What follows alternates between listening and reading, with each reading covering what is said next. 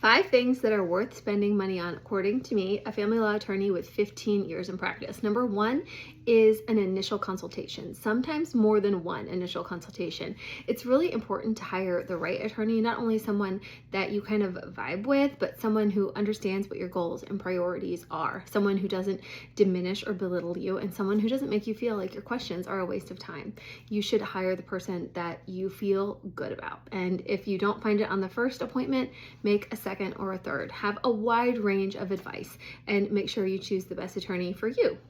Number two is pendente lite hearings. Pendente lite is Latin for while the litigation is pending, and this is usually the first opportunity to get into court. It's not something where the judge is going to adjudicate fault, like who's right and who's wrong, but it is an opportunity, especially if he has withdrawn support from you, to get temporary child support, spousal support, or temporary custody addressed, especially if those things are really difficult, especially in the interim while you're working things out.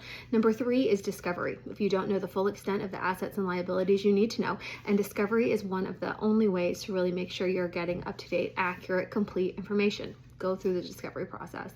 Number four is therapy. Obviously, you should be in it. I'm not a therapist, and as empathetic and as intuitive as I try to be, I still don't have those credentials. You don't want me trying to heal you. I know I'll try, but you'd be better off in the hands of a therapist and letting your attorney do what your attorney does best, which is work through your case. And number five is a judicial settlement conference or a four-way settlement conference, kind of whatever your attorney does most often. But it's an opportunity where all the parties come together and negotiate the results, usually in a single day in a conference strategy. In my office, I typically tend to keep husband and wife in separate rooms from each other, and the judge or the mediator goes back and forth between them until we work out an agreement. But these are a really great way to get an agreement, even in a high conflict, even in a difficult case, as opposed to going to trial, which would be number one on my list of things that are not worth the money. So those are 5 things, in my opinion, as a divorce attorney, that are absolutely worth the money.